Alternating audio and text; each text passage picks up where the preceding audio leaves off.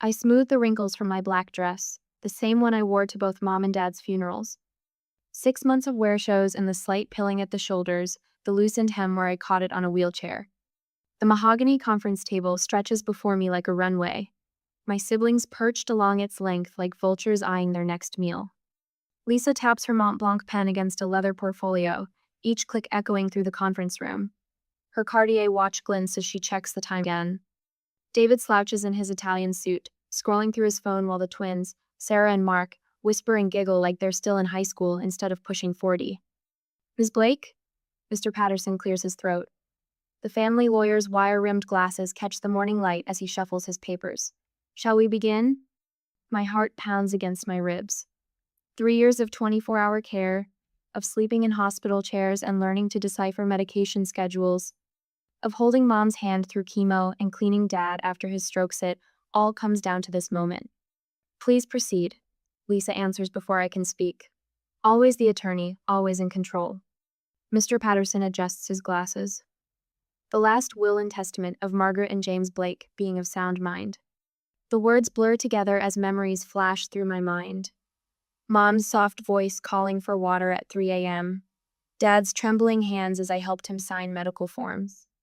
The endless rounds of doctor's appointments, insurance calls, pharmacy runs. The graphic design business I built from scratch, now shuttered. The best friend's Napa Valley wedding I missed. The dating life I abandoned. The estate, including the family home at 247 Maple Street, all financial assets and personal belongings, shall be divided equally among our children. Lisa Marie Blake, David James Blake, Sarah Ann Blake, and Mark Thomas Blake. The room spins. I grip the edge of the table, my knuckles white. I'm sorry, what? Lisa's lips curl into a smirk. Mother always said those who truly care don't expect rewards. You should have gotten a real job instead of playing nurse, David mutters, not looking up from his phone. Some of us have actual career advantage. The twins exchange knowing looks. We should list the house right away, Sarah says, twirling her platinum hair. The market's hot in that neighborhood. Already have a realtor in mind, Mark adds. We can clear it out next weekend. Clear it out. Like the last 3 years meant nothing. Like the nights I spent organizing Mom's medications, the days I spent lifting Dad into his wheelchair, and the holidays I spent alone with them while my siblings posted Instagram photos from tropical beaches. All of it could be erased with a few signatures. I see it all again. Dad lying alone in that sterile hospital room, terrified and confused, while I made desperate calls to my siblings. I'm presenting at a conference in London, Lisa had said, her voice dripping with importance. The kids have soccer tournaments, David replied between clicks of his keyboard. We'll send flowers, the twins chirped in unison. The memory of writing checks for medical supplies while maxing out my credit cards burns fresh. The isolation of watching my social life crumble while my siblings carried on with their perfect lives. The way Mom's eyes would light up on the rare occasions the others visited, like they were doing her a favor just by showing up. My hands begin to shake. The pocket of my dress still holds the scraps of paper where I tracked every doctor's visit, every medication change, every small victory and setback. 3 years of my life documented in fragments. I stand abruptly, my chair scraping against the hardwood floor. The papers in my fists crumple as 40 years of being the good daughter, the reliable one, the caregiver, crystallize into a single moment of clarity. Sarah rolls her eyes. Oh, don't be dramatic, Caroline. But I'm not being dramatic. For the first time in my life, I see my family exactly as they are. The question isn't whether to walk out or stay to fight, it's why I ever expected anything different from people who could abandon their dying parents without a second thought. I turn toward the door, my steps steady despite the trembling in my chest. Behind me, Lisa's voice carries that familiar note of condescension. I suppose we'll have to handle the estate sale without her. The words float past me like autumn leaves, no longer able to cut. I've spent my life trying to earn their approval, trying to be the daughter my parents deserved. But standing here in this moment, I realize I've been measuring myself against the wrong standards. My hand closes around the doorknob. The choice I'm about to make will change everything, but then again, everything already has. When grief rips through your life, the smallest objects become sacred. After the will was read, at home later that day, Mom's hat box sits in my lap. Its faded pink flowers a time capsule of better days. Stacks of papers surround me on the attic floor: medical bills, insurance forms, sympathy cards. The twins want everything cleared by tomorrow. Under tissue paper and old photos, my fingers brush leather. A journal. The simple brown cover bears Mom's initials in gold. MRB. Margaret Rose Blake. My throat tightens as I lift it out. Mom's familiar cursive fills the pages, each entry dated over the past 3 years. I flip to the beginning, where her handwriting still flows steady and strong. May 15, 2022. Lisa called today. She says Caroline quit her business to take advantage of us, that she wants control of our finances. I told Lisa she must be mistaken. Caroline handles all our medical appointments, the shopping, everything. But Lisa showed me Caroline's credit card statements. So many charges. Lisa says we need to protect ourselves. The journal slips from my hands. My fingers go numb. Those charges were for hospital parking, pharmacy runs, medical supplies insurance wouldn't cover. Lisa knew. She had to know. I force myself to keep reading. Entry after entry reveals Lisa's poison, dripping into Mom's mind while I changed bed sheets and crushed medications into applesauce. The 3rd of August, 2022. David says we should update our will. He knows people who can help make sure Caroline can't access anything once we're gone. It breaks my heart, but we have to think of the other children too. My phone buzzes. A text from Lisa. The estate sale starts at 9 a.m. sharp. Don't even think about showing up. I grab my laptop and pull up the family bank statements. There are transfers to Lisa's account during Dad's last hospital stay. Checks to David's investment firm while Mom underwent chemo. The twins' names on withdrawal slips dated days after the funeral.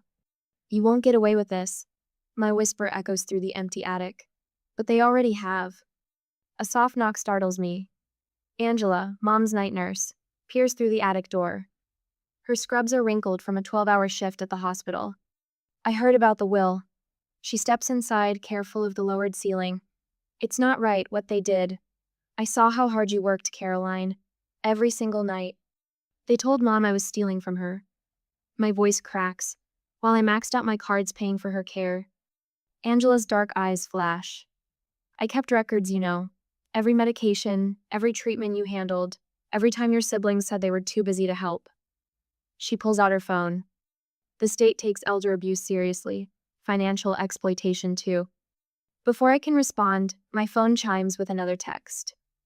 Mrs. Henderson, Mom's best friend from church. Meet me for coffee tomorrow. I have things you need to hear. A third message appears. Jake, my former lead client. Still need that website redesign. Can work remote, just say the word. Footsteps thunder up the attic stairs. Sarah bursts in, her platinum hair bouncing. You're still here? Lisa says if you don't leave, she'll call the police. She's already talking to her lawyer friends about a restraining order. I clutch Mom's journal tighter. I have every right to be here. Not anymore. Mark appears behind his twin. We own the house now. All of us except you. He dangles a key ring. Locks change tomorrow. My gaze falls on the bank statements scattered around me, the evidence of their betrayal in black and white. You think you've won? Sarah rolls her eyes. Give it up, Caroline. No one will believe the jealous little sister who couldn't hack it in the real world. My credit cards are maxed, my savings depleted. But Mom's journal burns in my hands like a torch, illuminating the truth. I gather the statements and photos, sliding them into my bag with the journal. Angela watches from the doorway, phone still recording. My siblings may own the house, but they don't own my dignity. Or the truth. Later that night, at my apartment, the restraining order landed on my kitchen table with a soft thud. 3 pages of Lisa's manufactured concern about my emotional instability and erratic behavior. My coffee grows cold as I read her perfect penmanship, each stroke calculated to paint me as a woman unhinged by grief. My phone buzzes. A text from Sarah's college roommate. Is it true about your breakdown at the hospital? David mentioned something. The estate sale notice follows 2 days later. Saturday, 10 a.m. No warning, no chance to save Mom's recipe cards or Dad's vintage record collection. I drive past the house at dawn, watching strangers paw through 30 years of memories. A woman carries out Mom's cherished Hummel figurines. A teenager struggles with dad's leather armchair, the one where he taught me to read. My throat burns. I pull over, hands trembling on the steering wheel, and reach for my phone. The camera steadies me as I document everything. The overflowing dumpster of family photos, the pile of dad's books headed for recycling, Lisa supervising it all in her tailored pantsuit. "You can't just throw away their lives," I whisper, hitting post on the video. The comments flood in within minutes. Former neighbors, dad's golf buddies, mom's church friends. Each share amplifies the truth Lisa tried to bury. That evening, my meditation app chirps its gentle reminder. 20 minutes of guided breathing while my laptop updates the spreadsheet tracking every document, every conversation, every small betrayal. My therapist calls it strategic healing. I call it survival. The letter from Riverside Bank arrives unmarked. Inside, account statements dating back 5 years. Mom's secret savings account, built one Social Security check at a time. The post-it note in her shaky handwriting. "For Caroline, who remembers to bring flowers." My lawyer's eyes light up the next day we meet at her office. "This changes everything. They can't claim you had no financial stake when your mother clearly intended." I get up abruptly, without giving her the chance to finish, and the next thing I know is I am in my car heading to meet Lisa. The country club dining room hushes as I push through the heavy oak doors 15 minutes later. Lisa's Thursday lunch group scatters like startled birds, pearls clutched, wine glasses frozen midair. My sister's perfect composure cracks for just a moment. "What are you doing here?" Lisa's voice carries across the silence. "This is a private club." I place the bank statements on her white tablecloth. Red wine sloshes as her hand jerks back. "Mom kept records, Lisa. Of everything." "You're making a scene." Her whisper could cut glass. "Security will remove you." "Let them." My voice stays steady. "I'm sure these ladies would love to hear how you handled Mom's cancer treatments. How you were too busy with your corner office while I changed her bandages. How Dad—" "That's enough." Lisa stands, her chair scraping marble, but the damage spreads through whispers and sidelong glances. Her carefully curated social circle witnesses the first crack in her facade. I just grab the papers and furiously go out. An hour later, in front of the hospital, Angela meets me in the parking lot, her nurse's scrubs wrinkled from a double shift.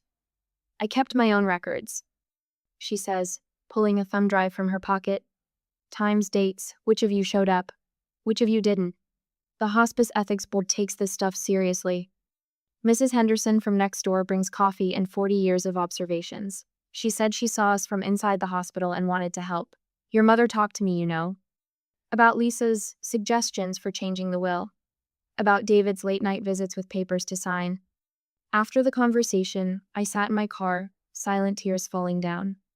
That moment Jake calls because of design clients. "I've set up your remote workspace.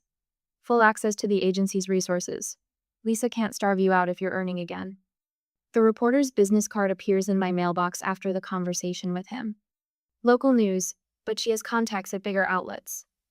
"Elder abuse is an epidemic," she says. "Your story matters." Later at my lawyer's office again, my hands shake as I open the last file from the accountant. Dad's signature on the transfer papers shifts subtly across months of documents. The slant changes, then corrects, then changes again. Lisa's law degree didn't teach her that stroke patients' handwriting doesn't magically improve. Financial elder abuse, my lawyer says, scanning the forgeries. The DA takes that seriously these days. Later that night, at my small apartment, Lisa's phone calls start at midnight. First threats, then bargaining. By sunrise, she's remembering childhood moments of sisterly bonds, attempting to rewrite our history. I let them go to voicemail, each desperate message another piece of evidence. The meditation app chimes again. Today's lesson: letting go. I sink into the rhythm of my breath, finally understanding that I never needed their approval. Every bedpan emptied, every medication sorted, every moment spent easing my parents' fear, those were acts of love, not down payments on an inheritance. The next couple of days, my legal team assembles through a network of referrals. Healthcare advocates, elder law specialists, forensic accountants. They take the case pro bono, drawn by the paper trail I've built. The evidence fills 3 bankers' boxes: visitor logs, bank statements, medical records, witness statements. The manila envelope arrives without a return address on Wednesday. Inside, a USB drive and a note. Security footage from Dad's hospital room. Watch the whole thing. My hands hover over the laptop. The truth waits inside, sharp enough to destroy Lisa forever. But as I reach for the drive, a deeper question surfaces. What would victory cost my soul? Light spills through my window, painting shadows across the scattered evidence of my family's betrayal. In the distance, a church bell tolls 6 times. I watch the sunlight with its own kind of clarity, and I finally understand what Mom meant about caring without reward. The reward was never meant to be money. The USB drive sits heavy in my palm as sunrise gilds the room in amber. One click could unleash consequences my sister would never survive. The choice stretches before me like a fork in the road, justice or vengeance, truth or destruction. Behind me lie 3 years of sacrifice. Ahead lies the person I'll become. My finger hovers over the laptop's power button. The next move will change everything. But first, I breathe. The next morning at my lawyer's office, the morning sunlight slants through Venetian blinds as my lawyer taps her pen against a stack of documents. 3 years of meticulous records spread across her desk. Medication schedules, bank statements, text messages, Mom's journal. My hands tremble as I sign the final affidavit. Elder abuse charges filed, Sandra announces, her voice steady. She slides the paperwork into a manila envelope, then checks her watch. Channel 4 runs in 20 minutes. We organize and I'm ready to leave. The local news segment plays on my phone during the taxi ride home. Devoted daughter betrayed. The anchor intones over photos of me at Mom's hospital bedside. Images of Lisa emerging from her law firm, hand raised to block the camera. David ducking into his Porsche. The twins scurrying through the country club parking lot. My social media notifications explode. Old high school friends sharing the story. Mom's bridge club members expressing outrage. Justice for Caroline trends locally, then regionally. Each share chips away at the perfect facade my siblings spent decades building. Lisa's response comes within hours. A press release calling me unstable, describing fabricated incidents of emotional outbursts. Her voicemail crackles with rage. You ungrateful little parasite. I'll make sure you never work in this state again. David takes a different approach. The hospice nurse who witnessed his absence during Dad's final days calls to tell me he offered her $10,000 to change her story. He said it would be better for everyone, Angela says. I told him I'd already given my sworn statement. The twins pivot fastest. Sarah's tearful Instagram video claims she always supported dear Caroline, but was manipulated by Lisa's lies. Mark echoes the sentiment on LinkedIn, carefully distancing himself from our older siblings, while painting himself as an unwitting pawn. Their synchronized damage control backfires spectacularly. Former classmates flood the comments with memories of their casual cruelty. Screenshots of their mocking texts during Mom's chemo circulate. Their carefully curated social circles crumble. This is how my life is these days. In the next couple of days, the dominoes fall faster than I anticipated. Lisa's law firm launches an internal investigation into potential ethics violations. Her largest corporate client places her on temporary leave. The Bar Association requests an urgency hearing. David's financial advisory practice bleeds clients daily. His biggest account, a local real estate developer, publicly severs ties. The SEC takes sudden interest in his trading patterns during the period he managed our parents' accounts. The twins face their own reckoning. Sarah's interior design clients cancel contracts. Mark's partners at the boutique advertising agency vote to buy out his stake. Their children come home crying after seeing social media posts about their parents abandoning their dying grandparents. My phone buzzes with a text from Mrs. Henderson, Mom's oldest friend. The club board met this morning. Lisa's membership has been suspended pending review. The message includes a photo of Lisa's reserved parking space, now marked visitor only. Support flows in from unexpected places. A crowdfunding campaign for my legal fees hit 6 figures in 3 days. Local businesses offer free services. Former patients' families share stories of my dedication, flooding review sites with testimonials about the care I provided while my siblings vacationed. A month later, the courthouse steps swarm with reporters when the judge grants me temporary control of the estate. Sandra's heels click against marble as we exit through a side door. The court recognized the clear pattern of exploitation, she explains. Your documentation made the difference. Lisa storms out of her law firm that afternoon, designer handbags swinging like a weapon. The managing partner's memo circulates minutes later. Suspended pending completion of ethics investigation. Her paralegal forwards me security footage of her trashing her office, screaming about family loyalty. David's response proves equally unstable. He shows up at my door past midnight, reeking of scotch. "You could have just asked for money," he slurs. "Now everything's ruined." The next morning, his biggest remaining client terminates their relationship. The twins attempt damage control through their children. "Aunt Caroline," Sarah's daughter sobs into my voicemail. "Mom says we'll have to leave our house if you don't stop." Mark's son sends similar messages, each more desperate than the last. I save every call, every message, every scrap of evidence. The stack grows daily, a monument to years of manipulation finally exposed. My therapist warns me about letting vengeance consume me. "Remember why you started this," she says. "Justice, not destruction." But the final piece arrives on a Tuesday morning at my mailbox.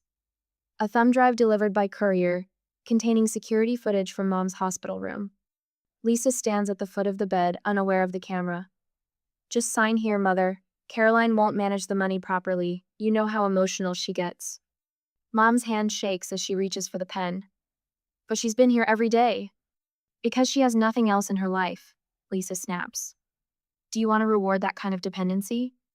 The video continues for 17 minutes. Lisa pushing papers at our weakened mother, making veiled threats about power of attorney, twisting every sacrifice I made into proof of my inadequacy. One click would send it to the ethics board. One forward to the media would destroy Lisa's career beyond repair. My finger hovers over the send button as the sun sets outside my window. The power to crush my sister fills my chest with an unfamiliar weight. My phone lights up with another message from one of the twins' children.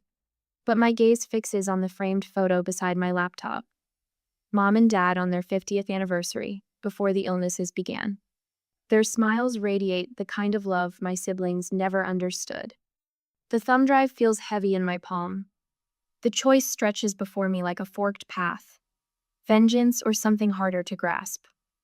The truth about family lies somewhere in the space between justice and mercy. I open my email and begin to type. 2 days later, we gathered again at the lawyer's office. Lisa's Mont Blanc pen taps against the mahogany conference table. Her Cartier watch catches the afternoon sun as she slides a thick manila envelope toward me. 25% of the estate. Signed today, and this all goes away. David leans forward in his Italian suit, his cologne thick enough to choke on. "Think about healing, Caroline. About family." His words drip with the same false concern he used when explaining why he couldn't visit Dad in the hospital. The twins hover by the window, Sarah's platinum hair gleaming as she exchanges worried glances with Mark. "My kids keep asking about Aunt Caroline," she whispers just loud enough for me to hear. "They miss you." My fingers trace the edge of the envelope. 3 years of 24-hour care reduced to a number on a check. The memory of Mom's hand in mine during her final chemotherapy session floods back her papery skin, the quiet strength in her grip, the way she smiled even through the pain. "The offer expires at 5, Lisa announces, checking her watch again. "I'd hate to see you face a countersuit for defamation. My firm has quite the track record with those." David's phone appears in his hand like a shield. "I have Dr. Matthews on speed dial. He's happy to testify about your mental state during Mom and Dad's illness. The stress, the isolation, who could blame you for breaking down?" A manila envelope slides across the table from Mark. "Someone left this at my house." His voice wavers. "Pictures of my kids at school. Think about what you're doing to this family, Caroline." The fluorescent lights hum overhead. My throat tightens as old instincts surface the need to please, to keep peace, to sacrifice myself for family harmony. The weight of 40 years of being the good daughter presses down on my shoulders. My hand slips into my purse, fingers brushing against my phone. The record button glows red, just as it has for the past 20 minutes. "You know what I remember most about taking care of Mom and Dad?" My voice comes out steadier than I expect. "The silence. The endless silence of that big house, broken only by their breathing machines and my footsteps. No calls, no visits. Just me, watching our parents slip away while you all lived your lives." Lisa's pen stops mid-tap. "We've been through this." But that's not quite true, is it? I pull out my laptop, opening it to face them. You weren't completely absent. There were the withdrawals from their accounts, always small enough to stay under the radar.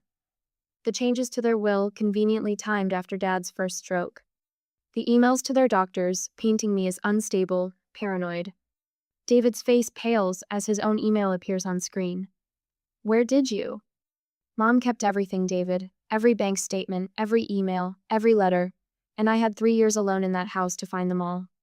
The twins shift toward the door, but I'm not finished.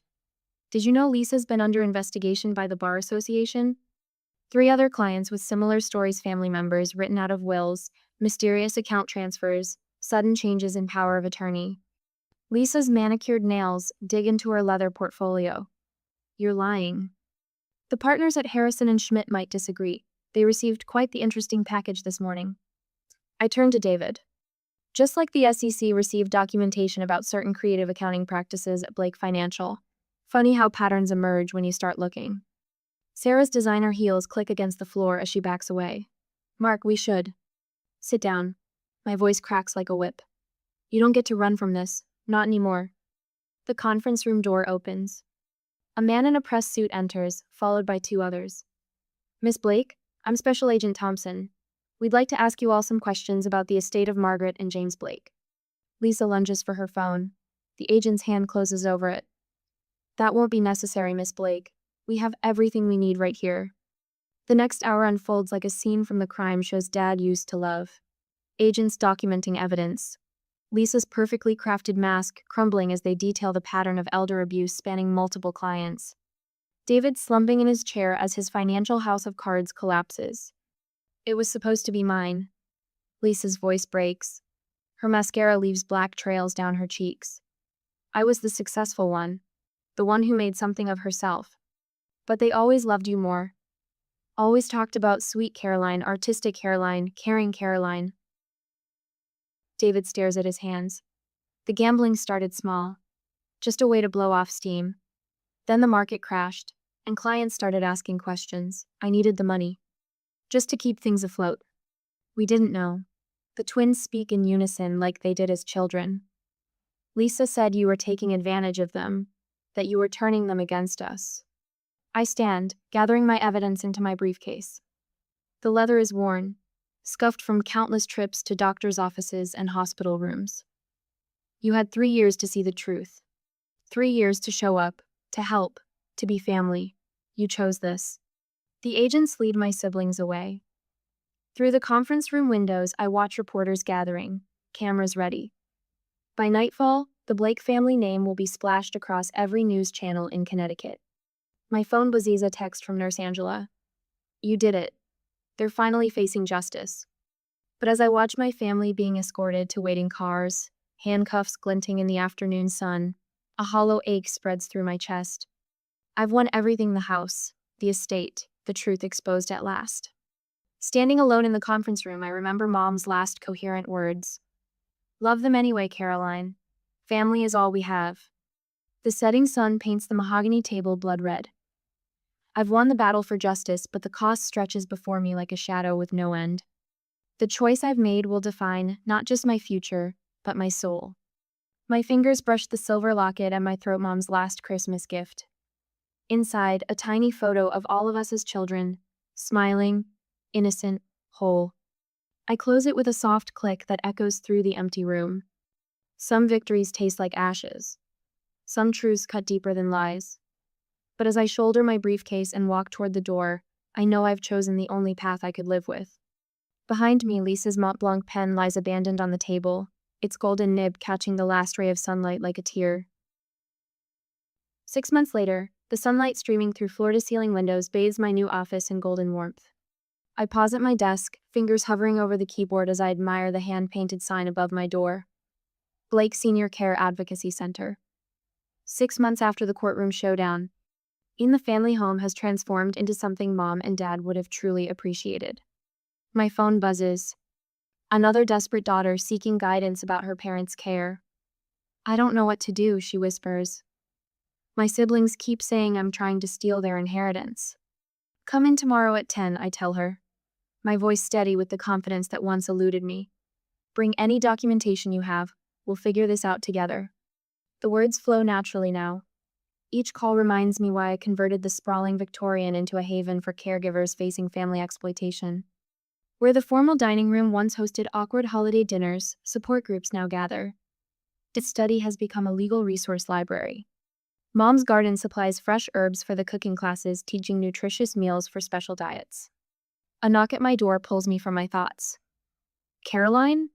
Angela peeks in, her nurse's scrubs replaced by a sharp blazer. She transitioned from bedside care to leading our medical advocacy program 3 months ago. Her from the Times is here for your interview. I stand, smoothing my emerald silk blouse, a color I never dared wear in my caregiver days of practical blacks and grays. Send her in. The reporter's first question cuts straight to the heart. What made you choose helping others over pursuing further legal action against your siblings? I consider the framed photo on my desk, Mom and Dad on their 50th anniversary, their smiles radiant. Revenge would have made me like them. This way, their legacy creates positive change. After the interview, I check my calendar. Dinner with Jake tonight. Our relationship bloomed slowly from friendship into romance, built on his unwavering support during my darkest days.